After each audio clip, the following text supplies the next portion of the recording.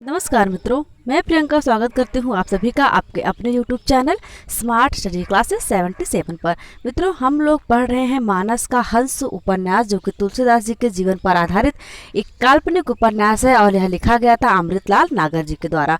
बहुत ही महत्वपूर्ण है यह आपकी परीक्षा की दृष्टि से।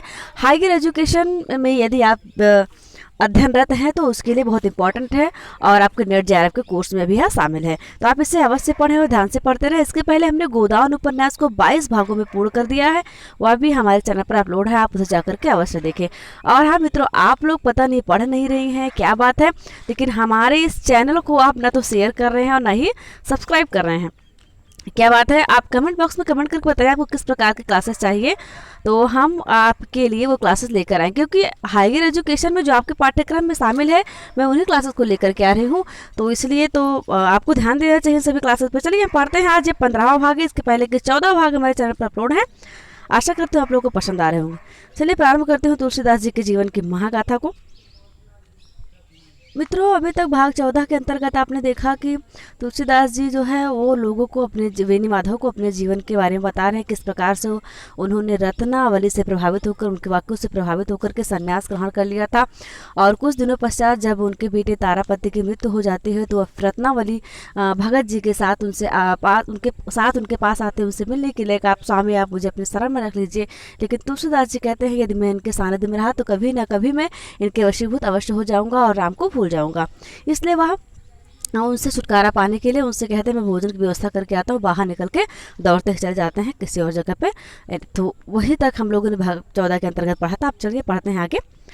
गुरु जी के संस्मरण संत वेणी माधव की विचार प्रतिक्रिया को तीव्र गति प्रदान कर गए।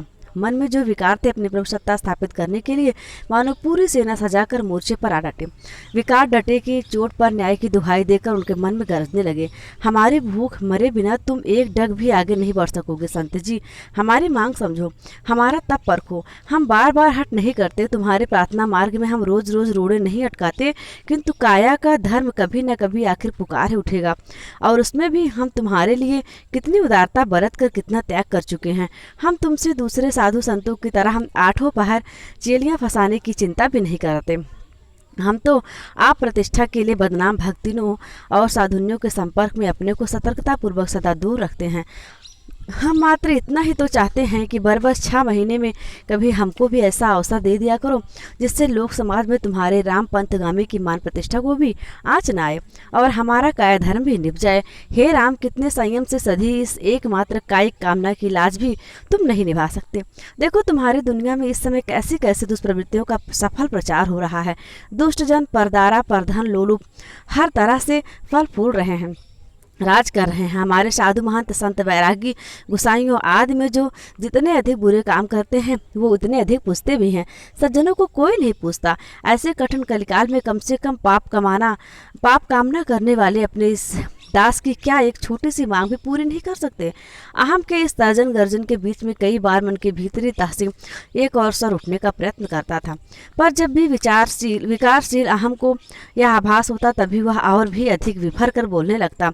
अंत में उसकी बात समाप्त हो गई। भीतर वाला स्वर गूंज ही उठा, लाखों ऊंचे ऊंचे वृक्षों की ओर न देखो बेनी माधव, धरती पर जमकर फैली हुई धूप को देखो। ये ऊंचे ऊंचे वृक्ष किसी भी आंधी में उखड़ कर गिर सकते हैं, पर धूप को चाहे जितना भी रौंदो या काटो वह धरती पर उतनी ही गहरी जड़ें जमाकर फैलते जाते हैं। तुम्हारे गुरु धूप हैं बेनी माधव, उन्होंने अपनी दीनता में यह वैभव सिद्ध किया है। इतने वर्षों तक इतने निकट रहकर भी क्या तुमने अपने गुरु में किसी भी प्रकार का विकार उभरता देखा है? हाँ देखा है। पूज्यपाद गुरु जी महाराज अब भी मोसो कौन कुटिल कल कामो गाया करते हैं।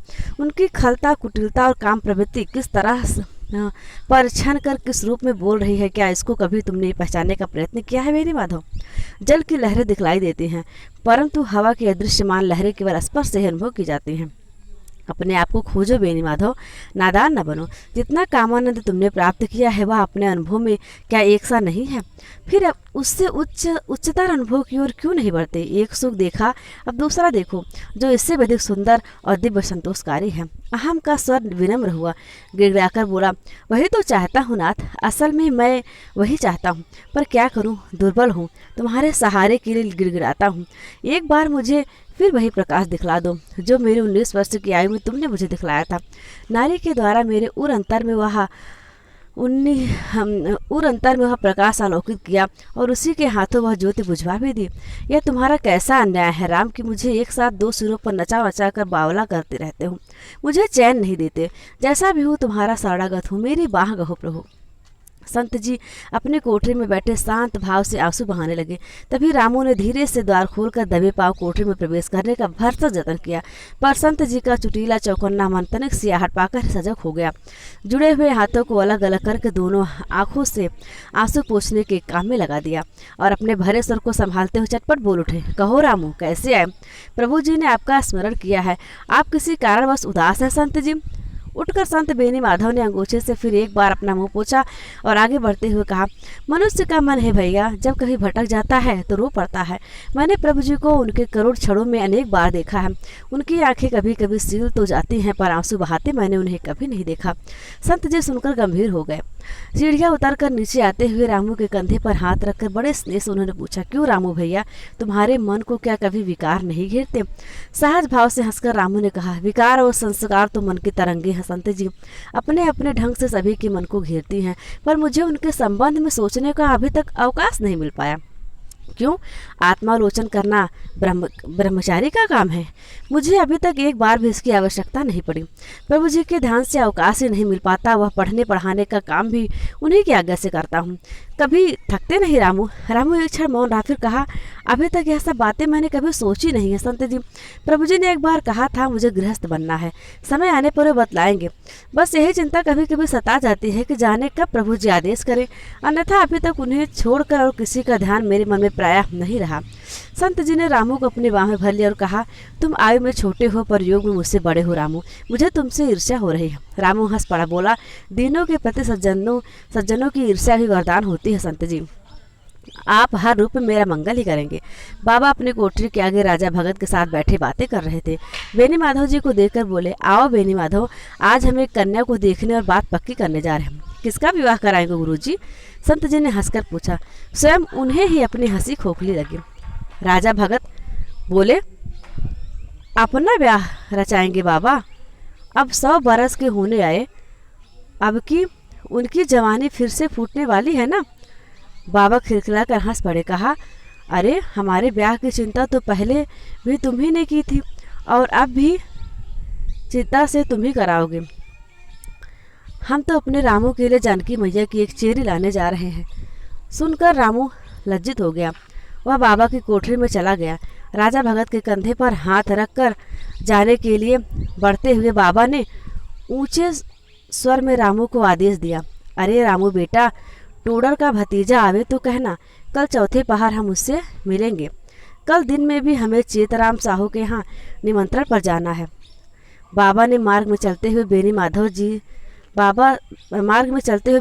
जी ने बाबा से एकाएक पूछा, आप अपने मन के मोह विकारों को शांत करने के लिए ही मिथिला गए थे अथवा यो ही मन की साधारण तरंग में? सच तो यह है कि चित्रकूट से इतनी दूर भाग जाना चाहता था जहाँ राजा अथवा रत्नावली फिर न पहुँच सके। चलते चलते एक जगह पता चला कि जगदम्बा का नैहर पास में है। प्राचीन जनकपुरी धनुष भंग का पवित्र स्थल देखने की ललक में हम उधर ही चल पड़े। वहाँ आपको क्या अनुभव मिला? मेरा काव्य पुरुष वहाँ जाकर सचेत हुआ। जानकी मंगल की रचना कदाचित आपने वही की थी। आगे वाली गड़ी के नुक्कड़ पर कुछ भीड़ थी। हंसी के ठहाके भी गूंज रहे थे। किसी ने राम बोला बाबा को आते हुए देख लिया। फुसफुसाहट शुरू हुई, बाबा आ रहे हैं बाबा। बहुत से चेहरे पलटकर बाबा को देखने लगे और हुजूम छट गया। सामने मंगलू दंड लगा रहा था। बाबा उसे देखकर खिल उठे। बेनी माधव से कहा, मेरे काव्य पुरुष ने ऐसे ही दंड बैठक के जनकपुर में लगाई थी। जय सियाराम बाबा। कई लोगों ने तेज डग बढ़ाते हुए आकर बाबा के चरण छूना शुरू किए। जय सियाराम, जय सियाराम। अरे मंगलू, काहे की भीड़ लगाए हो भैया? मंगलू स्वयं भी बाबा के पास आ पहुंचा था। उनके चरण स्पर्श करते उसने स्वयं उत्तर दिया, कुछ नहीं बाबा। ये गाली सा मुंह से गाली का पहला शब्द निकलते ही मंगलू ने बात करना बंद करके तुरंत अपने दोनों कान पकड़े और जल्दी जल्दी 5 बैठकें राम नाम करते हुए लगा डाले। लोग बाग फिर हंस पड़े। बाबा ने मुस्कुराते हुए मंगलू को हौसला दिया, डटे रहो पहलवान, राम जी तुम्हें अवश्य विजय देंगे। आत्मसंघर्ष भरे उत्तेजित चेहरे को ऊंचा उठाकर तेजस्वी दृष्टि से बाबा को देखते मंगलू बोला, अरे राम जी तो जब दया करेंगे तब करेंगे, पहले तो हम ही अपनी सादत। शाली मुंह से गाली निकलते मंगलू की बैठक है और लोगों की हंसी फिर शुरू हो गई। बाबा मुस्कुराते हुए आगे बढ़ चले। वेणी माधव ने कहा, इसकी हट शक्ति ठीक मेरे जैसी है, किंतु मैंने अपना मन साधने के लिए दूसरा उपाय किया था। राजा बोले, तुमने क्या उपाय किया था भैया? हमने कुछ नहीं किया था, जानकी मैया ने रास्ता बतलाया। मिथिला क्षेत्र में पंडे यात्रियों को प्राचीन स्थलों का विवरण दे रहे हैं। यहाँ राजा जनक ने हल चलाते हुए सीता जी को पाया था। यहाँ राम जी ने धनुष भंग किया था। जानकी मैया ने उनके गले में जयमाला डाली थी। सीता स्वयंवर हुआ था। यहाँ राजा जनक जी की फुलवारी थी। यात्रियों के पीछे पीछे तुलसीदास यह सारे विवरण सुनते चले जा रहे हैं। सारा हरा भरा क्षेत्र मंदिरों की इमारतें अपना वर्तमान रूप खोकर तुलसीदास की कल्पना में पुराने दृश्य उमंगाने लगी। राजा का महल, राम जी की बारात के तंबुओं का नगर, स्वयंवर जनक दुलारी के द्वारा श्री राम जी के गले में जयमाला डाले जाने का दृश्य, विवाह मंडप की हलचल, जेवनार और उत्सव में गाई जाने वाले स्त्रियों की गालियां, सारे दृश्य भाव तुलसीदास की आंखों के सामने आने लगे। मन ने उल्लसित होकर गीत गाए। जानकी मैया के दरबार में सारी नारियों की कल्पना की। लुहारिन, अहिरिन, तमोलिन, दर्जिन, मोचिन, बारिन, नाइन आदि हर स्त्री के रूप में विवाह के अवसर का उल्लास निहारा। राजा दशरथ के राजसी ठाट के अनुरूप ही उनका विलास वर्णन किया। राम जानकी की भक्ति के प्रभाव से मेरे मन का श्रृंगार उमंग कर भी विकार रहित हुआ।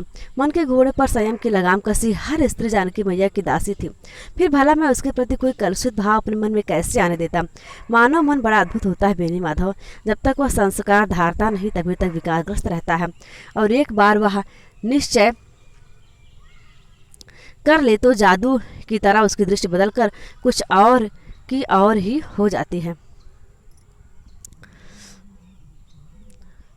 दक्षेश्वर के पास एक गली में कच्चे पक्के छोटे से घर में बाबा तखत पर विराजमान हैं। पंडित गंगाराम भी उन्हीं के पास बैठे। मोहल्ले वालों की छोटी सी भीड़ उन्हें घेरे खड़ी है। एक प्रौढ़ा उनकी चौकी के पास बैठी हुई हाथ जोड़कर कह रही है, मेरे पास दान दहेज देने को कुछ नहीं है महाराज, खाली कुछ कन्या सौंपूंगी। अरे राम भक्ति, तेरे पास कन्या है, कन्यादान तथा विद्यादान से बढ़ा और कौन सा दान होता है? वेणी माधव जी बाबा की चौकी के पीछे खड़े थे। उनकी दृष्टि बाबा के सामने काला लूगा पहने हुई एक प्रौढ़ा स्त्री की ओर ही लगी थी। अपनी कच्ची की दाढ़ी पर धीरे धीरे हाथ फेरते हुए उनका मन तरंगित हो रहा था। सुंदर है, यदि मेरी पत्नी होती तो लगभग इसी आयु के होते। धत धत, हट रे माने यहाँ से। वेणी माधव जी ने उधर से अपना मुंह हटा लिया। उसी समय कुछ स्त्रियां एक नवयुवती को लेकर आती हैं। बाबा उस लड़के को देखकर प्रसन्न होते हैं। लाज संकोच से भरी वह नवयुवती आकर बाबा के चरणों में अपना मत्था टेकती है। उसकी पीठ थपथपाकर बाबा कहते हैं, ठीक है ठीक है। बाबा रामू के लिए बहु पसंद कर रहे थे। बेनी माधव अपने मन के खिलवाड़ की प्रस्तावित संगिनी को फिर रसीली दृष्टि से निरख रहे थे। बाबा ने बहू को कंगन पहनाया, उसके सिर पर अक्षत डाले और प्रेम से अपना हाथ फेरा। फिर आसपास खड़ी भीड़ की ओर देखने लगे। कितनी बड़ी बारात लावे। एक बूढ़ा हाथ जोड़कर बोला, आपसे क्या छिपाव है महाराज? ये चमेलो तो अभी बतला ही चुकी है, इसके पास कुछ करना है। बेचारी के घर के बर्तन बेच बेच के खा डाले हैं। बेचारी चमेलों के लिए सहानुभूति के शब्द सुनकर बेनी माधव ने एक बार फिर उस प्रौढ़ा को देखा। देखना तो सहानुभूति से चाह पर भूखी दृष्टि रसीली हो गई। मन फिर लहराने लगा। दुखी है बेचारी, इसके चेहरे पर मदन की वह मार भी है जो भली और लोक भीरू विधवा स्त्री के चेहरे पर दिखलाई पड़ा करती है। स्वयं मेरे मुख पर भी तो मन की सुनी उदासी। धत धत रे मन, फिर बहका। वेणी माधव ने फिर अपना मुख फेर लिया।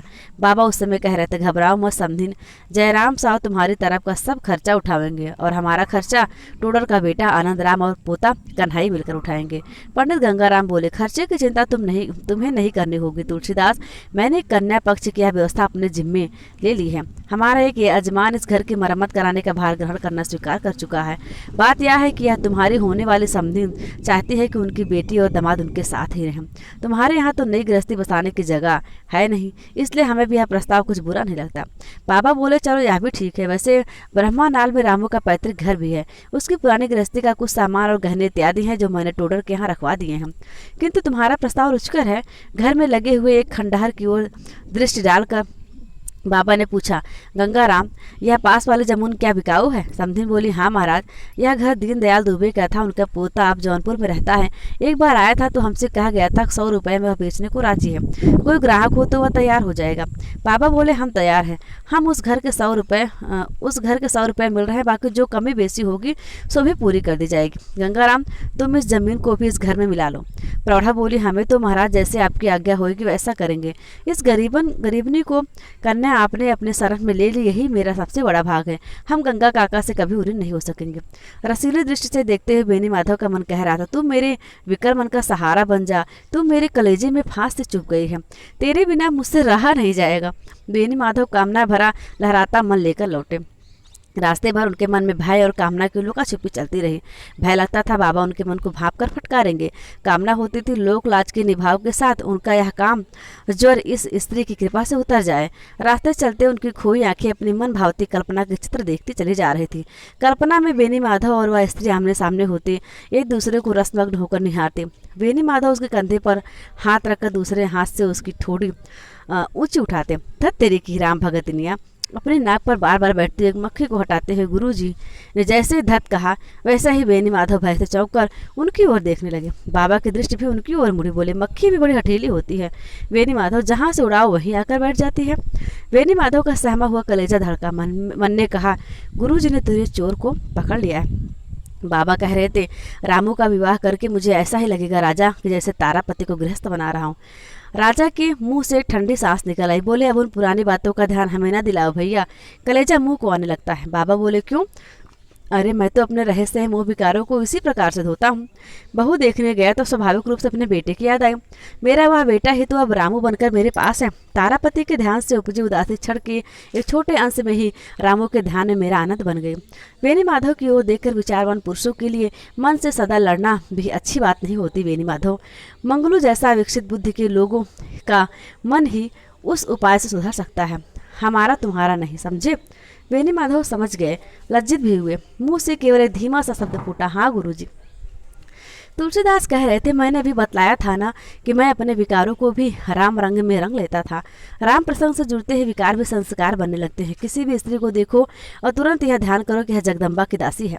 बेनी माधव का मन लज्जा और दुख से अभिभूत हो रहा था। उनकी आंखें छलक आई। रुते हुए कंठ से कहा, मन बड़ा प्रबल शत्रु होता है गुरुजी, मेरे अपराधों का अंत नहीं। तुम अपने मन को खाली क्यों छोड़ते हो? उसे अपने आराध्य की विभिन्न लीलाओं के चिंतन से भरा रखो ना। मैंने मिथिला अपने विकारों को जानकी मंगल मना कर धोया था। यह जीव रूपी सीता सुहागिन आत्म रूपी राम पर रिझ उठी है। उस रिझावर को ध्यान से मन भय मुक्त होकर विकसित हुआ। मन मैली चांदी सा काला था, ध्यान से मचते मचते उजला हो गया। भांग से भी भोड़ा यह तुलसी राम कृपा से मुनिराज कहलाने लगा। आप समर्थ हैं गुरुजी, मैं बहुत दुर्बल हूँ। आजीवन मन से लड़ते हुए भी अब तक उसे जीत नहीं पाया। हार जीत की चिंता छोड़ो, बस चावल का दाना मुख में दबाकर बार बार दीवार पर चढ़ने और गिरने वाली उस चींटी के समान अपराजय उत्साही बनो, जो 7 बार गिरकर भी अपने निर्दिष्ट स्थान पर पहुंचकर ही माने। पछतावे से बुरा और कोई शत्रु नहीं होता। पछतावे में बिताए जाने वाले अपने अनमोल क्षणों को रामधुन से भर दो। गुरुजी, मेरे लिए राम से अधिक बड़ा सहारा आप हैं, तो मेरा ही ध्यान किया करो। वैसे ही सोचो जैसे मैं सोचता था। मिथिला में अहरनिशी मैंने केवल राम जी की ब्याह बारात का ही ध्यान किया। सारे पकवानों का स्वाद मन में आ गया। सारा राम रंग आनंद और आमोद मैंने राम जी की बारात में एक अत्यंत दिन बराती के समान मनाया। जानकी मंगल काव्य की रचना उसी उत्साह में हुई। और तुम जानो कि इतना बड़ा प्रबंध काव्य मैंने इससे पहले नहीं लिखा था। सासा कहते कहते हुए राजा की ओर मुड़ गए और बोले, राजा? हाँ भैया, हमारी ओर से बेनी माधव को समधी बनाए कि बेटा ब्याहने भेज दिया जाए। तुम भी चलना भैया, बारात की शोभा कुछ और ही हो जाएगी। नहीं, हम जाएंगे तो भीड़ भाड़ बहुत बढ़ जाएगी। बेनी माधव हमारे समधिन के जोड़ीदार समधी जचेंगे। जेवनार के साथ गालियाँ खाएंगे तो उनकी बुद्धि ठिकाने आ जाएगी। बेनी माधव नतसिर भारी मन लेकर चले जा रहे थे। लज्जा उनके रोम रोम में सूल से चुभ रही थी। मन कर रहा था, ऐसे त्रिकालक गुरु की उपस्थिति में भी मेरे मन में पाप विकार आया। गुरु जी सब जानते हैं, मैं बड़ा ही नीच हूँ, पतित हूँ। मैदान से गुजर रहे थे, दूर तक दूब घास फैली हुई थी। देखकर बाबा बोले, देखो बेनी माधव, इस उबड़ खाबड़ धरती को पकड़कर भी दूब जमी है और फैलती ही चली जाती है। राम भक्त रूपी धरती तो बड़ी समतल है, उस पर अपनी मत रूपी धूप जमाओ, बहुत दूर तक पहुंच जाओगे। विवाह के उपरांत बाबा ने जब रामू को ससुराल वाले घर में रहने की आज्ञा दी तो वह रोने लगा। बोला, प्रभु जी, मेरे लिए इन चरणों से दूर रहना कठिन है। इनकी सेवा के अतिरिक्त मैंने आज तक कभी कुछ सोचा ही नहीं। आप मुझे यह दंड न दें। यह दंड नहीं है पुत्र, मैं चाहता हूँ मेरे जीवन काल में तू व्यवस्थित होकर बैठ जा। अपनी पाठशाला चला और मानस की कथा सुनाया कर, उससे तेरी जीविका सुचारू रूप से चलेगी। बेनी माधव मेरे पास है।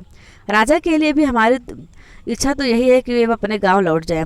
पास बैठे हुए राजा बोले, अब अंत काल में तुम काहे को हमें अपने से दूर करते हो भैया? बाबा बोले, बाल बच्चों में जाओ, राजा, हम नहीं भैया, अब हमें कोई मोह नहीं रहा, तुम्हारा साथ नहीं छोड़ेंगे, इस संबंध में कुछ न कहो। रामू अपने नए घर में रहने के लिए चला गया। राजा भगत और संत जी बाबा के पास ही रहे। बेनी माधव का मन अभी पूरी तरह से अपने बस में न हो पाया था। अधिक श्रम करने का अभ्यास भी उन्हें नहीं था। बाबा की नियमित सेवा करने के लिए उन्हें अपनी इस ढलती आयु में अधिक कायिक श्रम और मानसिक सतर्कता बरतनी पड़ी। इससे उनकी थकान और बढ़ गई थी। रामू की सास अब प्रायः बाबा के दर्शनार्थ आती थी। बेनी माधव के लिए वे क्षण आग के लपटों से गुजरने वाले हुआ करते थे। उनका मन लड़खड़ा उठता था। वे जानते थे कि बाबा को उनके मन की हलचलों की था मालूम है। एक दिन समधिन के सामने बाबा ने कहा, मन को वश में करना कोई हमारी समधिन से सीखे।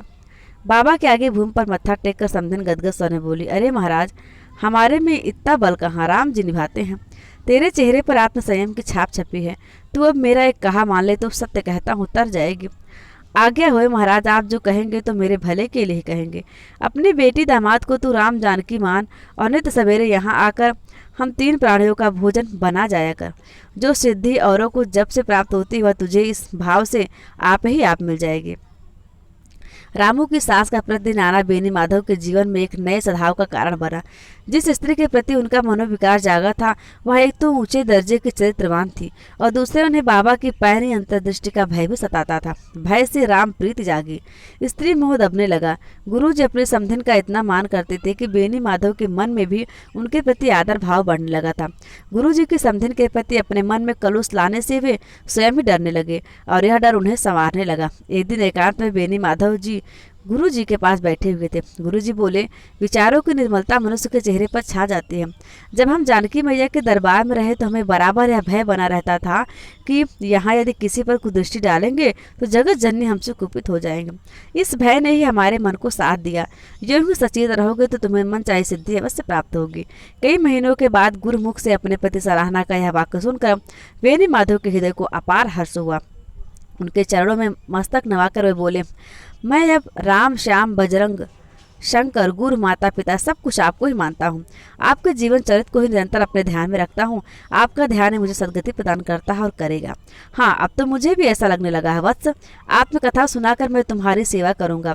कल से नियमित रूप से दिन में तुम्हें अपने जीवन प्रसंग सुनाऊंगा। मेरा आत्मालोचन होगा और तुम्हें आत्मालोचन के लिए स्फूर्ति प्राप्त होगी। दूसरे दिन लगभग 50 वर्ष पूर्व के अपने अनुभव सुनाते हुए बाबा बोले, मिथिला से हम सचमुच खूब भरे पूरे होकर लौटे थे। काशी और प्रयाग के बीच में एक स्थान सीतामढ़ी के नाम से प्रसिद्ध है। वहाँ वाल्मीकि जी का आश्रम बखाना जाता है। राम जी की आज्ञा से लखनलाल जगदम्बा को वहीं छोड़ गए थे। लव कुश कुमारों ने वहीं जन्म पाया। वहाँ एक सीता वट है बेनी माधव। तपस्विनी जानकी प्रायः उसी वट के वृक्ष के नीचे बैठकर राम जी का ध्यान किया करती थी। गंगा के समय वृक्षराज सीता वट के नीचे जगदम्बा के चरण कमलों का ध्यान करके तुलसीदास आनंद विभोर हो गए। प्रणाम करने के बाद कुछ देर तक टकटकी बांधकर तुलसीदास उस वृक्ष के तने की ओर देखते रहे। कल्पना सजीव हो उठी।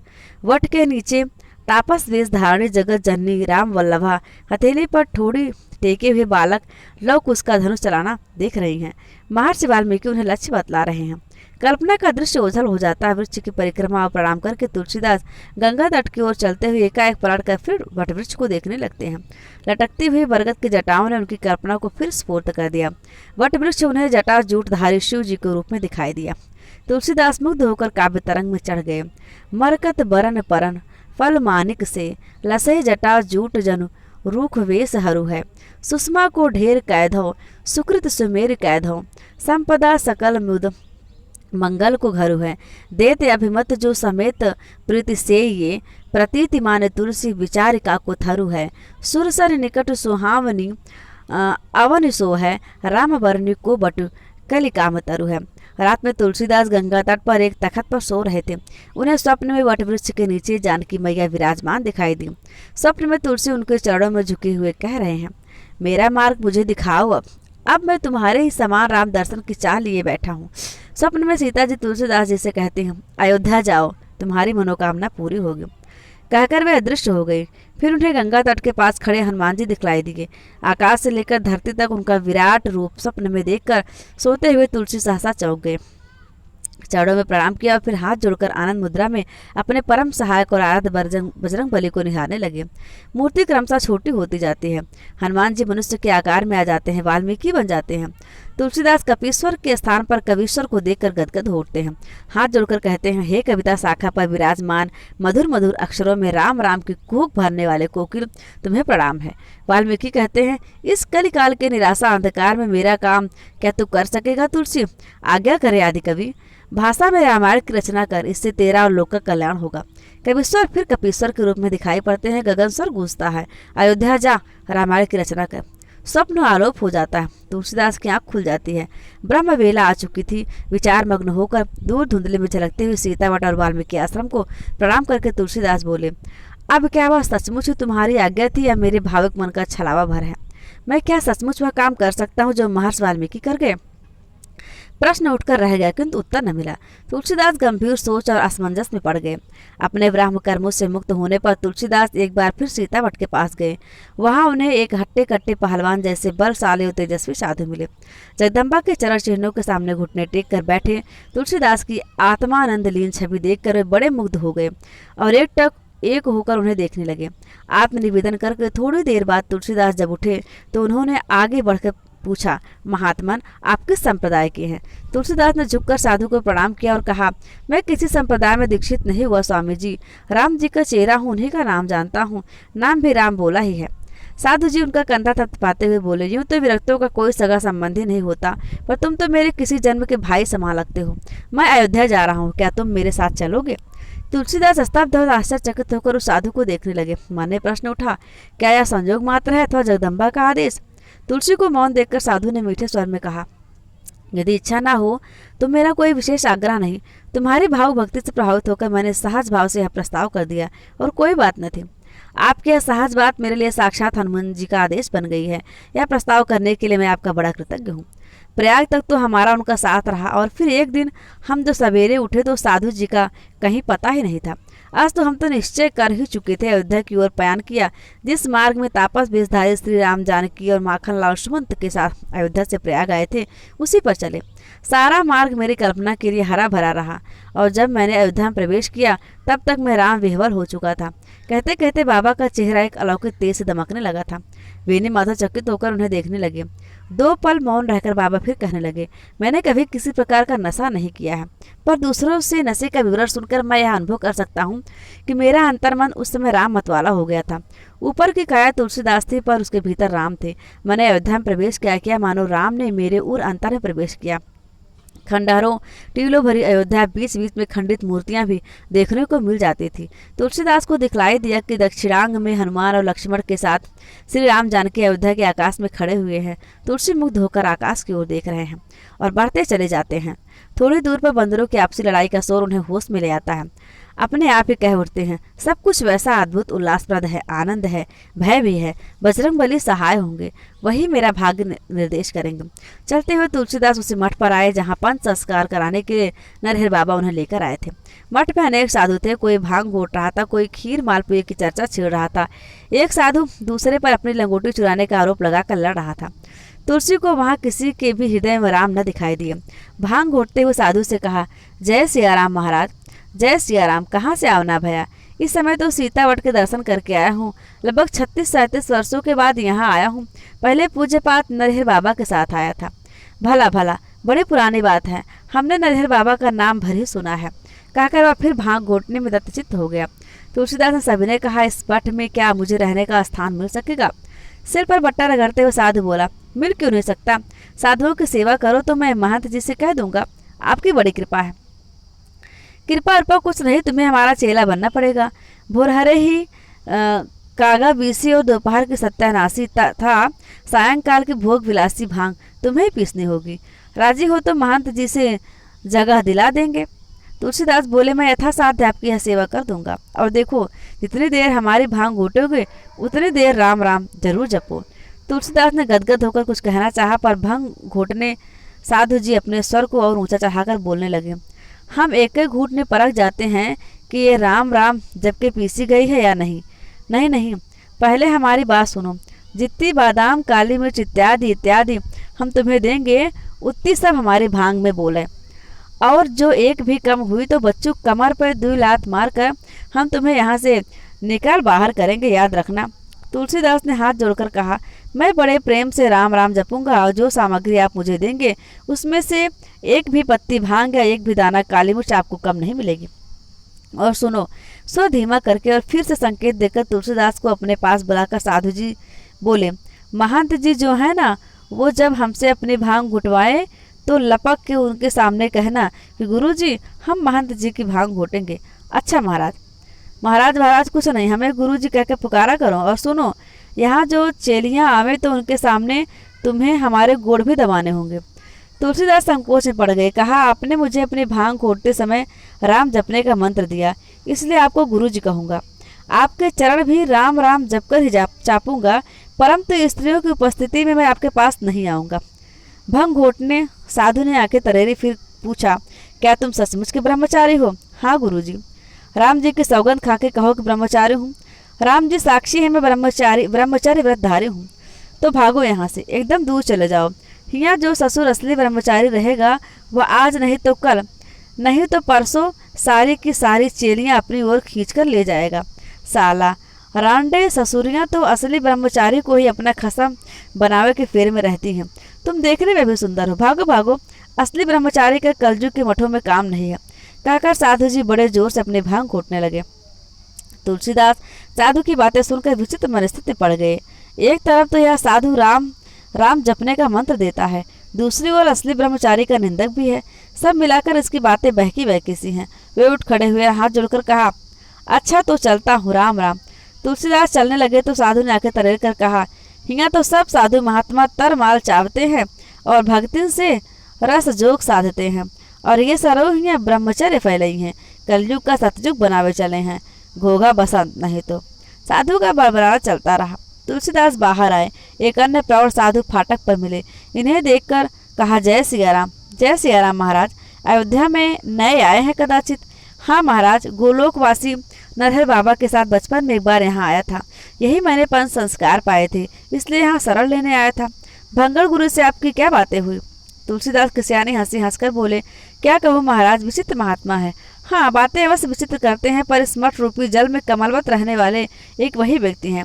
पर भला ही होगा जो आप यहाँ न ठहरे, बाहर आइए। प्रौढ़ साधु ने अपनी बातों से तुलसीदास के मन में हल्की सी उत्कंठा जगा दी। गली में मठ के फाटक से 10 कदम आगे बढ़कर साधु बोले, यह झंगड़ अखंड ब्रह्मचारी है, सिद्ध पुरुष है। इस मठ का वातावरण अब पहले जैसा नहीं रहा। नरहर बाबा का आगमन मुझे याद है। आपके संस्कार आदि होने का प्रसंग भी अब मुझे याद आ रहा है। मैं तब यहीं रहता था, उस समय मेरी आयु 15-16 वर्ष की रही होगी। बड़े महंत जी के गोलोकवासी होने के बाद अब यहाँ कोई सच्चा साधक नहीं रह पाता। यहाँ राम जी की अयोध्या विचित्र हो गई है। तुलसीदास उदास हो गए। बोले, यहाँ चिंतन मनन के क्षण बिताने के लिए बड़े भाव से आया था, किंतु पापी पेट को सहारा तो चाहिए ही। साधु बोले, आप लिखना पढ़ना जानते हैं? हाँ महाराज, राम कृपा से काशी में शिक्षा पाई है। तो आइए, मैं आपको रामानुजी संप्रदाय के मठ में ले चलता हूँ। उनका हिसाब किताब रखने वाला कोठारी बीमार है, मरणासन्न है। वहाँ के महंत जी अभी 2 दिन पहले ही हमारे आगे हिसाब किताब के संबंध में दुखी हो रहे थे। तुलसीदास फिर संकोच से पड़ गए। कहा, महाराज, यह रुपया टका और साज सामानों की चिंता में पड़ूंगा तो? अरे यह मठ का हिसाब किताब है, कोई महाजन कोठी तो है नहीं। व्यर्थ में भावुक न बनो, दुनिया साधे बिना दीन नहीं सकता। राम सरकार भी जब दुनिया में आते हैं तो उनके समान ही व्यवहार करते हैं। आपकी इस बात ने मुझे प्रभावित किया है। ठीक है, मैं कोठरी का काम संभाल लूंगा। बाबा संत जी को सुना रहे थे। रामानुजी संप्रदाय के मठ में मैं कोठारी बन गया। महंत जी यूँ तो भले थे, कुशल लोग व्यवहारी थे। हाकिम हुकामों धनी मानियों से प्राय मिलते जुलते रहते थे, परम चापलूसी बहुत पसंद करते थे। जो व्यक्ति हर समय उनके दरबार में बैठा रहे, उनकी हाँ में हाँ मिलाया करे, उनकी रक्षिता प्रिया को सराहे और मान दे, वही उनका स्नेहभाजन बन सकता था। वे मेरे काम से तो संतुष्ट थे, परम दरबारदारी न कर पाने के कारण वे असंतुष्ट भी रहते थे। मैं जब हिसाब किताब लिखता था तो मन में ऐसा अनुभव करता था कि राम जी की कचहरी में ही काम कर रहा हूँ, और बाकी समय अयोध्या के विभिन्न स्थलों पर डोला करता था। पंडित तीर्थयात्रियों को बतलाते, यहाँ सीताराम जी का महल था, यहाँ सीता की रसोई बनती थी, यहाँ राम जी का दरबार लगता था, इस कुंड पर दत्तवन कुल्ला करने आते थे, यहाँ गुरु से पढ़ते थे, यहाँ भरत जी ने राम वनवास के दिनों में निवास किया था। अयोध्या के विभिन्न स्थलों के दृश्य पर दृश्य आते चले जाते। उजड़ों टीलों में अब खंडहर मंदिरों के आसपास राम जी की अयोध्या की कल्पना करते हुए तुलसीदास गदगद हो जाते थे।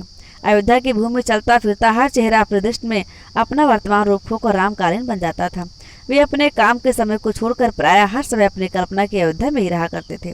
राजा दशरथ, उनकी तीनों रानियां, लक्ष्मण, भरत, शत्रुघ्न, वशिष्ठ, विश्वामित्र, सभी प्राचीन पुरुष उन्हें किसी न किसी चेहरे में झलक उठते, पर राम जी का बिंब एक बार भी उनके सामने न आया। वे एकांत में बैठकर बार बार रूप का ध्यान करते थे, किंतु राम न प्रकट हुए। उनकी जगह हनुमान जी का आकार उनके मनोलोक में मुस्कुराता हुआ झलक उठता था। हनुमान जी की कल्पना उन्हें इतनी सिद्ध हो गई थी, कभी कभी तो उन्हें लगता था कि उनके सामने मानसल रूप में दृश्यमान है। राम को ध्यान में लाने का आग्रह दिनों दिन बढ़ता ही गया। राम बाम दिस जानकी, लखन दाहिनी ओर, यह छवि वे अपने ध्यान में आंकते।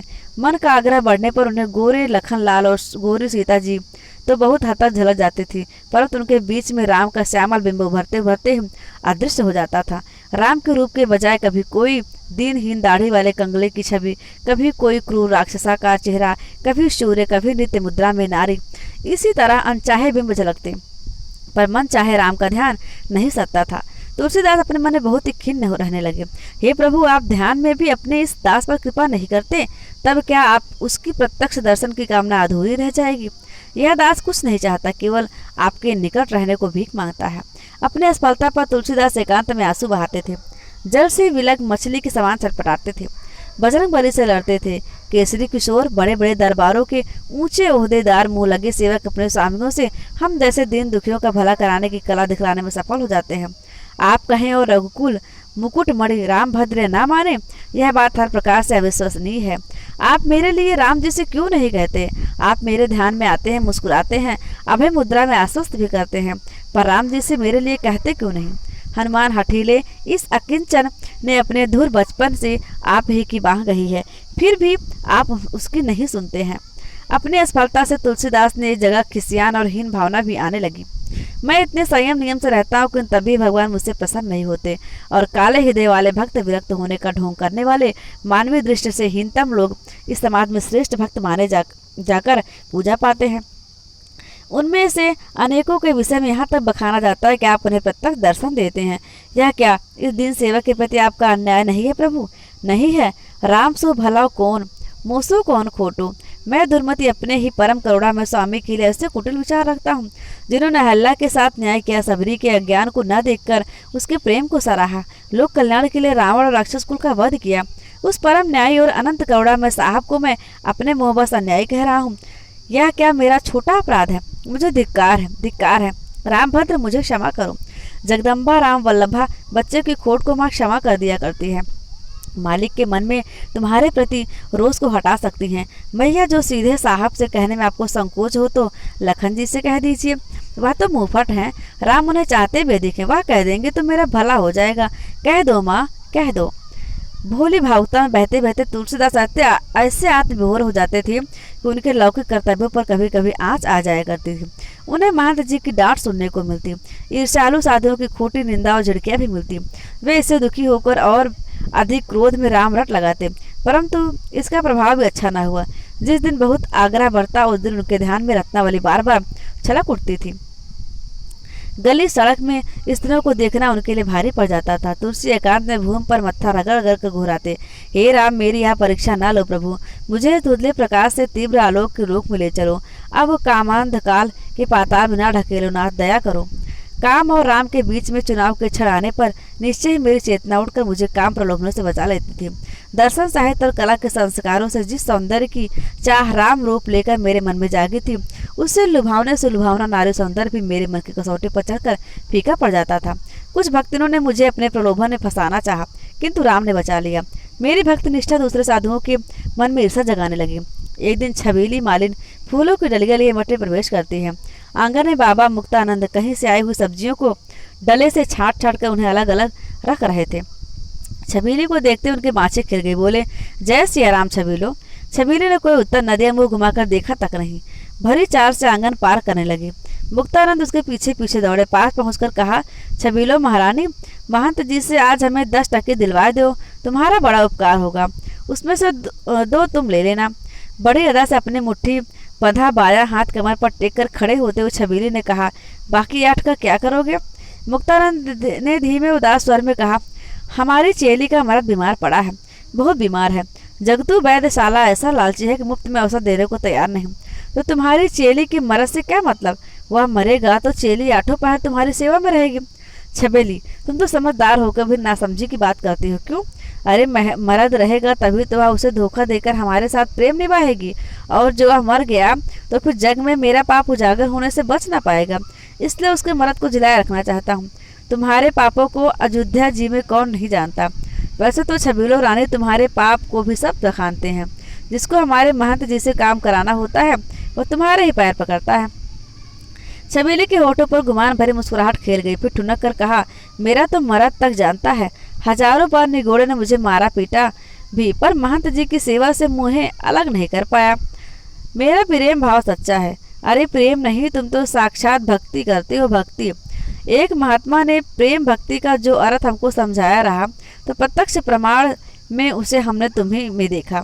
ऐसा प्रेम तो किसी गोपी ने भी कृष्ण भगवान से नहीं किया होगा, जैसा तुम महंत जी से करती हो। 10 टके दिलाए दो, तुम्हारे लिए कौन सी बड़ी बात है। छबीली इटलाती हुई खड़ी रही। वह इस मुद्रा में मुक्तानंद दास को देख रही थी कि हम तुम्हारी खुशामद से खुश हैं, पर थोड़ी सी चिरौरी और करो तो हम संतुष्ट होकर तुम्हारा काम करा दें। मुस्कुराकर बोली, गणेशी महाराज कहते रहे कि तुम सुहागा के पैर दबाते हो। मुक्तानंद दास सुनकर उत्तेजित हो गए, बोले, गणेशी साला बड़ा दुष्ट है। अरे मेरी चेलिन तो फिर भी तेलिन है, पर गणेशी तो नीच से नीच जाति की स्त्रियों के पैर दबाता है। सूप बोले तो बोले, चरनी क्या बोले, जिसने 72 छेद। खुशामद में मुस्कुरा कर, और वैसे तो जो हनुमान सरल दास हमसे कहता रहा कि महंत जी भी तुम्हारे पैर धत, आओ हम कुठारी जी से तुम्हें पैसे दिलवा दें। तुम्हें तांबे के तक्के ही तो चाहिए ना, मुझे सोने चांदी जवाहरात का मोह नहीं है। छबीलो भक्ति भीतर के छोटे आंगन में प्रवेश करते हुए छबीले धीमे स्वर में मुक्तानंद से पूछा, बाबा ये कुठारी जी का भेद अभी तक नहीं खुला, इसके पास कौन है? मुक्तानंद बोले, अरे छबीलो, वो खरा भगत है। हटो भी, कलयुग में कोई खरा भगत नहीं होता। ये दिन में कहीं आता जाता तो जरूर है। बाबा बैरागियों में कोठारी जी जैसा सुंदर कोई नहीं है। जरूर किसी बड़े घर की औरत से इसका नाता होगा। राम जाने छबीलो, बाकी हमने तो जिस तीस से यही सुना है कि जलम भूमि वाली मस्जिद के पास एकांत में बैठा बैठा माला जपा करता है। इसका जो किसी तरह से भ्रष्ट हो तो हमारे मन को चैन पड़े। हम सब पुराने पुराने पहुँचे हुए सिद्ध बैरागी लोग और महंत जी जैसे महात्मा बिना दर्शन के रह जाएं, और यह ससुरा माला जप जप के दर्शन पा जाए। ये तो बड़ा अन्याय होगा छबीली। देखो साला बही खाता छोड़ के आंखें मूंदे माला जप रहा है। सामने कोठरी में तुलसीदास ध्यान मग्न होकर गोमुखी में हाथ डाले माला जप रहे थे। उनके सामने बही, कलम, दाबात, कुछ छुट्टे लिखे हुए कागज रखे थे। कोठरी में आर पार 2 द्वार थे। महंत जी के कक्ष में जाने का रास्ता भी उधर से ही था। छबीली ने इटलाते हुए कोठरी में प्रवेश किया और कहा, जय सिया राम कोठारी जी। जबते तुलसीदास ने अपनी आंखें खोली, आंखों ही आंखों में उनके सिया राम का प्रत्युत्तर दिया। कोठारी जी, इन्हें तांबे के 10 टके दे दो, उन्हें जरूरी काम है। अपनी ओर देखती छबीली की प्यासी आंखों और कामुक मुद्राओं से दृष्टि हटाकर मुक्तानंद जी को देखते तुलसीदास ने कहा, महंत जी की आज्ञा के बिना मैं आपको धन नहीं दे सकूंगा। तुलसी के द्वारा अपने को नजरअंदाज किए जाने छबीली चिढ़ गई, बोली, हम कह रहे हैं 10 टके दे दो। छबीली की ओर बिना देखे तुलसीदास ने कहा, बिना महंत जी की आज्ञा के मैं ऐसा नहीं करूंगा, क्षमा चाहता हूँ। छबीलों का मिजाज घमंड के अटारी पर चढ़ गया। बोली, मेरी बात करते हो, अपने को बड़ा सुंदर बड़ा भगत मानते हो। मैं बड़े बड़े राजे महाराजों की अकड़ भी नहीं सह सकती, तुम कौन चीज हो? तुलसी ने शांत स्वर में आंखें नीची करके कहा, महंत जी की आज्ञा के बिना मठ का एक तिनका भी किसी को नहीं दे सकता, मुझे क्षमा करो। छबीलो गुस्से में भरी धमधम पैर पटकते हुए भीतर चले गई। मुक्तानंद वहीं खड़े रहे। कोठारी जी, ये बड़ी दुष्टा है, अभी जाके महात्मा जी के उल्टे सीधे कान भरेगी। तुलसी बोले, मुझे सच की परवाह है, झूठ की नहीं। आपको पैसों की आवश्यकता क्यों पड़ी? मुक्तानंद जी झेप गए। कहा, आप संत हैं, आपसे झूठ बोलने को जी नहीं चाहता, पर कहने में भी संकोच लगता है। तो महंत जी से कह देते, धन के लिए एक उल्टा स्त्री का सहारा लेना आप जैसों को शोभा नहीं देता। तभी भीतर से गर्जन भरी पुकार आए, तुलसीदास आया महाराज। तुलसीदास गोमुखी वहीं रखकर झटपट भीतर गए। छोटा सा दलान पार करके उन्होंने महंत जी के कमरे में प्रवेश किया। सजा बजा गुलाबी कक्ष था, चादर, तकिया, यहाँ तक कि कमरे की दीवारें भी बसंती रंग से पुती हुई थी। महंत जी गोल तकिए के सहारे छबीली के द्वारा लिया हुआ गजरा पहने बैठे, दाहिने हाथ से फूलों का गुच्छा उठाए उसे अपने नाक के सामने घुमा रहे थे। मालिन चौकी से हटकर नीचे बैठी हुई पानदान खोल रही थी। कमरे के भीतर प्रवेश करते हुए तुलसीदास का मन घृणा से कस गया। उन्होंने द्वार के पास ही खड़े होकर महंत जी से पूछा, आज्ञा महाराज। तुमने हमारी छबीलों भक्तिन का अपमान क्यों किया? जो है सो मैं जाने अनजाने किसी का अपमान नहीं करता महाराज। तुमने उसकी बात क्यों नहीं मानी? किस अधिकार से मानता? जब इस भक्तिन की बात मैं मानता हूँ तो तू कानी कौड़ी का मनई भला कैसे नहीं मानेगा? बांध जी झपट कर बोले, देवार्पित संपत्ति की एक कानी कौड़ी भी व्यर्थ खर्च करने का अधिकार न्यायतः स्वतः आपको भी नहीं है, पर आपको फिर भी सुन लेता हूँ। इसकी आज्ञा नहीं मानूंगा। मेरे सामने कहते हो कि नहीं मानोगे? कृष्ण भगवान रुक्मणी आदि 16,108 पत्नियों का अपमान सह सकते थे, जो है सो, परंतु अपनी प्रिया राधा का अपमान उन्हें एक क्षण के लिए भी सहन नहीं हो सकता था, जो है सो। प्रेम का आदर्श बहुत ऊंचा है। तुम्हारे जैसे माला फिरा हुए व्यक्ति प्रेम की महिमा का पार नहीं पा सकते, समझे? तुलसीदास सिर झुकाए चुप खड़े रहे। छबीलों बड़े सुहाग, संतोष और ठसक के साथ बैठी पार लगा रही थी। महंत जी ने कहा, यह ना समझना कि अपनी भक्ति से तुम लोग दृष्टि में भी हम लोगों से ऊंचे उठ गए हो। मैं इस प्रकार की बातें स्वप्न में भी नहीं सोचता महाराज, और न परकीय प्रेम के महत्व पर ही विचार करता हूँ। मेरे मर्यादा पुरुषोत्तम सरकार तो एक पत्नी व्रती हैं। यदि आपकी पत्नी होती तो कदाचित उनकी आज्ञा सिरधार कर लेता। लगाए हुए पान का बीड़ा उठकर महंत जी को देते समय छबीलों ने आके तरेर कर तुलसीदास को देखा और तीखे स्वर में कहा, मुझे नीचा दिखाए कि कोई मठ में रह नहीं सकेगा। बड़े महाराज, इससे कह दो। पान लेते समय अपने प्रक्रिया प्रिया का हाथ स्पर्श करते हुए महंत जी भी साथ ही साथ गरजे, हाँ, मैं यह सहन नहीं करूंगा, जो है सो। तुलसीदास ने हाथ जोड़कर कहा, जब महाराज तालियों का गुच्छा लाकर मैं सौंपे देता हूँ, आप एक बार भंडार घर संभालने कृपा करें, मुझसे आपकी सेवा ना हो सकेगी। सुनकर महंत जी की आंखें लाल हो गईं। बोले, मैं तुम्हारा अयोध्या जी में टिकना असंभव कर दूंगा, जो है सो। वह आपके हाथ में नहीं है महाराज। जब तक अयोध्यापति की दृष्टि मुझ अकिंचन पर सीधी रहेगी, तब तक कोई लंपट, कुचाली, व्यभिचारी, चाहे वह कितना ही बड़ा सत्तावान हो, तुलसीदास को यहाँ से नहीं निकाल सकता। जय सिया राम। शांत भाव से बात उठाकर भी तुलसीदास अपने सात्विक अक्रोध रोक न पाए। पुण्यात्मा का स्वाभिमान पापियों के दंभ के आगे न झुक पाया। वह तेजी से द्वार के बाहर निकल गए, फिर पलट कर कहा, ताली कुंजी संभाल लें, मैं अब यहाँ एक क्षण भी नहीं ठहरूंगा। हमारे मन में उस समय बड़ा क्रोध उपजा। एक बात और कहूँ, व्यभिचारिणी स्त्रियों के लिए मेरे मन में ऐसी घृणा बैठ गई कि पूछो मत। कभी कभी तो ऐसा लगता था कि मैं प्रतिक्रियावश स्त्री जाति से ही घृणा करने लगा हूँ, पर वस्तुतः ऐसा नहीं था। रत्नावली अब भी मेरे मन पर अनेक प्रकार के सुंदर संस्कारों का प्रतिबिंब बनकर छाई हुई थी। उसको गुणों के प्रति अनुराग भी मन में अलिप्त रहूं, इसलिए जगत जननी का ध्यान करता था। मठ को छोड़कर फिर आप कहाँ गए गुरुजी? अयोध्या में रहा और कहाँ जाता। मांग के खाना और रात में मस्जिद के बाहर फकीरों के बीच में सोना, यही मेरा क्रम बन गया। कहते ही बाबा की आंखें झीनी होकर किसी अलक्ष्य केंद्र बिंदु पर टिक गई। फिर कुछ रुक कर फिर कहने लगे, उन दिनों अयोध्या से लेकर काशी तक भीषण अकाल फैला हुआ था। प्रायः हर समय बस्ती भूखे ग्रामीणों के झुंड आते हुए दिखलाई देते थे। फटे हाल, काल की कठोर मार से पिटे हुए चेहरे वालों की सैकड़ों करोड़ आंखें इधर उधर हर गली कूचे में, हर द्वार पर आशा की एक बत्ती सी चमक लिए हुए हर समय दिखलाई पड़ा करती है। ये महाराज, ये माए बाप, दया हो जाए, बहुत भूखे हैं। बड़े बड़े हवेलियों के दरबार भीड़ को डंडों से धमकाकर पीछे हटाते हुए नजर आ रहे हैं। भूखे जन रोटी की बजाय मार और गालियां खा रहे हैं। कहीं कहीं सदाव्रत भी बट रहा है। 2 मुट्ठी लैया चना या मोटा अनाज पाने के लिए भूखी भीड़ इस उतावली से आगे बढ़ती है कि आपस में धक्का मुक्की हो जाती है। जगह जगह गाली गलौच, मारपीट, बच्चे कुचल जाते हैं। कमजोर बूढ़े बुढ़ियां उतावले जवानों के धक्कों से चुटीले हो जाते हैं। कभी कभी पीछे रह जाने वाले स्त्री पुरुष गिरे हुए बूढ़ों के ऊपर से फलांगते हुए ऐसे अंधाधुंध भागते हैं कि उनकी ठोकरों से गिरे हुए दुर्बलों की चित्कारें वातावरण को भी करुण बना देती हैं। तुलसीदास दर्द से छलकती आंखों से यत्र तत्र यह सारे दृश्य देख रहे हैं। एक जनेऊधारी फटेहार ब्राह्मण ने अपनी रोटी खा लेने के बाद अपने सामने की पंगत में बैठे हुए एक डोम की अधखाई रोटी को लालच भरी दृष्टि से ताका और सयाने कौवे की तरह घात लगाकर वह उसकी रोटी उसके हाथ से छीन कर ले भागा। ए देहाती खाते खाते घर जा, ए दुबे, अरे ई का करे, अरे ये नीच कौम को जूठी ले भागा। उतावली से जूठी रोटी का टुकड़ा अपने मुंह को बढ़ाते हुए बोला, पेट की जात एक है, और रोटी का टुकड़ा जल्दी से अपने मुंह में ठूस लिया। वह व्यक्ति जिसकी रोटी छिन गई थी खूनी आंखें लिए बावला बनकर झपटता हुआ आया। उसने खाते हुए ब्राह्मण को धक्का मारकर गिरा दिया और उसकी छाती पर पैर रखकर उसका गला दबाने लगा। ब्राह्मण के मुंह से कौर छूट गया। डोम ने उसे उठाने के लिए ब्राह्मण का गला छोड़कर हाथ बढ़ाया ही था कि तीसरा भूखा उस उगले कौर को उठा ले भागा। तुलसीदास हे राम कहकर रो पड़े। 2 तगड़े लठैत मुछाड़िए जवान, 10-15 फटे हाल जर्जर किंतु सलों ने नाक नक्शों वाले जवान लड़कियों को लिए हुए पीपल के तले बैठे हैं। एक सफेद पोस्ट अधेड़ उन लड़कियों का निरीक्षण कर रहा है।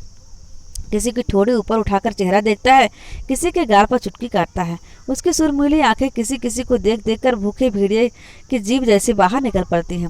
वह एक लठैत से कहता है, झब्बू लाल, माल बहुत उम्दा नहीं लाए। ये सबके सब ससुरियाँ बस चौका बासन और झाड़ू बुहारी करने लायक ही हैं, इन्हें कोई नहीं खरीदेगा। लठैत मुस्कुराकर बोला, इनमें से कितनी को देखकर तुम ललचाए हो? तुम्हारी आंखें हमसे छिपी थोड़ी हैं। सौदा कायदे से करो कल्लू खां, हम तुम्हारी बातों में नहीं आवेंगे। मस्जिद में कई सिपाही हमसे घर बसाने के लिए औरतें मांग चुके हैं। हम इनका अलग अलग सौदा करेंगे तो ज़्यादा लाभ पाएंगे। ज़्यादा बकबक मत करो। अयोध्या में कल्लू खा के रहते तुम्हारे बाप दादों की भी यह मजाल नहीं है कि किसी दूसरों से सौदा कर सको। मैं इन सबके 8 रुपए दूंगा। सबको मेरे हाथे में छोड़ाओ। 8 तो बहुत कम है कल्लू खां, रुपए में 2 औरतें खरीदोगे? हमारी मेहनत देखो, आज की महंगाई देखो। सब देखा भाला है, 15 लड़कियां हैं, मैं तुम्हें 8 आने ज़्यादा दे रहा हूँ। इनको खिला पिलाकर किसी को दिखाने लायक बनाने में मेरी कितनी लागत लगेगी, यह भी तो सोचो। तुम्हारा क्या, देश में इतने कहत अकाल पड़ रहे हैं, ससुरी चींटियों की तरह गली गली में औरतें रेंगती दिखलाई पड़ रही हैं। इन्हें बटोरने में भला कोई मेहनत पड़ती है? अलग खड़ा लठैत झड़प कर बोला, 8 रुपये में हम सौदा नहीं करेंगे झब्बू। कहकर उसने अपने पास बैठी हुई लड़की को हल्की सी ठोकर लगाकर कहा, उठो, हम सीधे मस्जिद के बाजार में जा रहे हैं। इन्होंने बीच में ही अटका लिया। तेरी साले की ऐसी तैसी, आवाज़ ऊंची उठाकर, ओरे उस्मान खां, बकरीदी आ तो आओ सब जने। साले, तेरी इन सारी भेड़ बकरियों को अभी लंगड़ी लूली बना देता हूँ और तुम दोनों के तो हड्डी पसलियों का चूरन बनवा दूंगा। कल्लू खां के मोहल्ले से लेकर निकल जाना आसान काम नहीं है बेटा। झब्बू लाल गिड़गिड़ा कर हाथ जोड़ते हुए बोला, खां साहब, हम तो तुम्हारी प्रजा हैं, प्रजा। दिल्ली के बादशाह औरों के होंगे, हमारे तो तुम ही बादशाह सलामत हो। ये सुकुरुआ बड़ा बेअक्ल है, चुप नहीं रहता साला। सुकुरु से देखता क्या है, छिमा मांग खां साहब से। खां साहब बोले, मैं अपनी खुशी से 8 दे रहा था, अब 7 ही दूंगा। और फिर हुज्जत की तो नहीं खां साहब, हम आपसे हुज्जत तकरार थोड़ी ही करेंगे, हम तो आपकी प्रजा हैं। तुलसीदास देख रहे हैं, उनका मुख गंभीर विचारमग्न है। राम घाट पर कंगलों की भीड़ रात में सो रही है, कुत्ते भौंक रहे हैं। तुलसीदास को नींद नहीं आ रही, टहलते हुए वहां चले आए हैं। एक घट वाले के सूने तखत पर बैठ जाते हैं। वे दुखा विभूत हैं। तखत से कुछ दूर पर ही गुड़गुड़ी मारकर लेटे हुए एक कंगले ने सिर उठाकर तुलसीदास की ओर देखा, पूछा, को आए? सांत्वना भरे स्वर में आगे बढ़कर उससे कहा, घबराओ मत राम भगत, तुम लोगों को कोई हानि पहुंचाने नहीं आया हूँ, राम जी की लीला देख रहा हूँ। वह व्यक्ति उठकर बैठ गया और कांपती हुई आवाज में बोला, हाँ भैया, हम लोग अब बस देखने भर को ही रह गए हैं। सुनते थे कभी यहाँ राम राज रहा, अब तो राम जी के अयोध्या में भी रावण का राज है। हम पंचों की कौन सुनेगा? सांस भरकर भेड़ बकरियां भी ऐसे नहीं हकाई जाती जैसे हम अपने गांव से हाके गए। क्या कहे, किसी ने तुम लोगों को गांव से निकाल दिया। अरे भैया, जब राजा ही लुटेरा हो जाए तब प्रजा को भला कहीं ठिकाना लग सकता है। हमारा 10 बीघे खेत रहा, राजा जी ने जबरदस्ती जितवा लिया। वह राजा है या भूमि चोर? हे राम राम राम, इस कलिकाल में सारा समाज, क्या छोटे क्या बड़े, सब एक ही लाठी से हाके जा रहे हैं। गोड़ गवान रिपाल महामहिपाल सबके साथ सब, साम दाम भेदात की नीति नहीं रही, दंड केवल कराल दंड। हे राम, कैसे जिए दुनिया? पुरानी पीड़ाओं का तीव्र ध्यानाकर्षण इस समय बाबा के मुक्तेज को अपने भीतर खींच रहा था।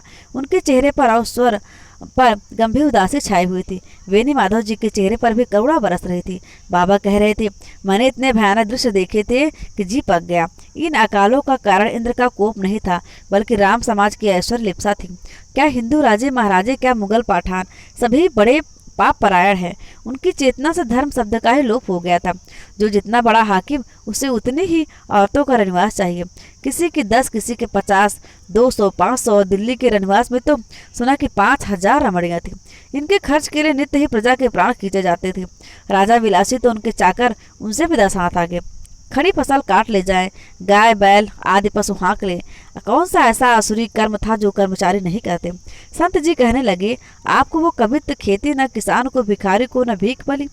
बाबा की स्मृति सुनते ही जाग उठे, उत्साह में आ गए, लेकिन चेहरे पर विचारों का कसाव और गंभीरता वैसे ही विराजमान था। स्मृति की स्फूर्ति केवल वाड़े की उतावली बनकर सामने आई। कहने लगे, इसी रचना से तो मुझे मानस रचना की स्फूर्ति मिली थी। मित्रों, पढ़ते पढ़ते मुझे ध्यान नहीं रहा, वीडियो तो थोड़ा बड़ा हो जा रहा है।